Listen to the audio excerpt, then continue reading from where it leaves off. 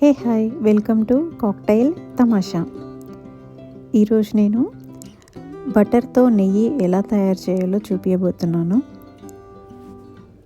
ఇప్పుడు ఒక ప్యాన్ పెట్టుకోండి అండ్ మీకు నచ్చిన బటర్ తీసి పెట్టుకోండి. నేనైతే కెరీగోల్డ్ బటర్ తీసుకున్నాను అండ్ అన్సాల్టెడ్ బటర్ తీసుకోండి, కంపల్సరీగా సాల్టెడ్ వద్దు.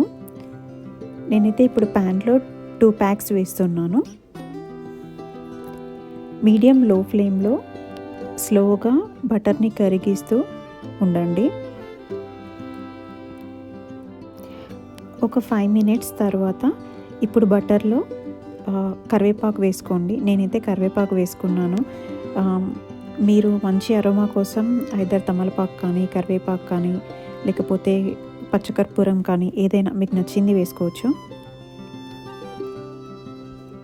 ఇప్పుడు నేను వీడియోలో చూపిస్తున్నట్టుగా నెయ్యిని మరిగిస్తూ ఉండాలి. మీరు చూస్తున్నట్టయితే పైన వైట్ ఫోమ్ అంతా కూడా వెళ్ళిపోతూ ఉంటుంది నెయ్యి మరిగిస్తూ ఉన్న టైంలో. బటర్ మరిగే కొద్దీ పైన నురగంతా వెళ్ళిపోతుంది, మళ్ళీ కలర్ కూడా బ్రౌన్ కలర్లోకి చేంజ్ అవుతూ ఉంటుంది.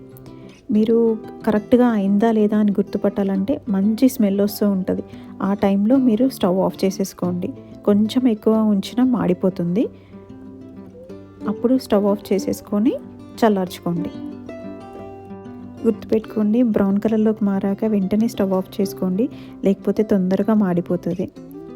ఇప్పుడు నేను చల్లార్చిన తర్వాత ఒక జార్లోకి ట్రాన్స్ఫర్ చేసుకున్నాను. ట్రాన్స్ఫర్ చేసుకున్నాక చూడండి ఎలా ఉందో. ఇలా మనం బటర్తోని నెయ్యి తయారు చేసుకోవచ్చు. ఇప్పుడు నేను జార్లోకి ట్రాన్స్ఫర్ చేసిన తర్వాత చాలాసేపటి తర్వాత అది నెయ్యి ఇంకా కంప్లీట్గా చల్లారిపోతుంది. ఇప్పుడు చూడండి ఎంత బాగుందో. ఇలా ట్రై చేసి చూడండి, బాగుంటుంది. అయితే like, share and subscribe to cocktail తమాషా.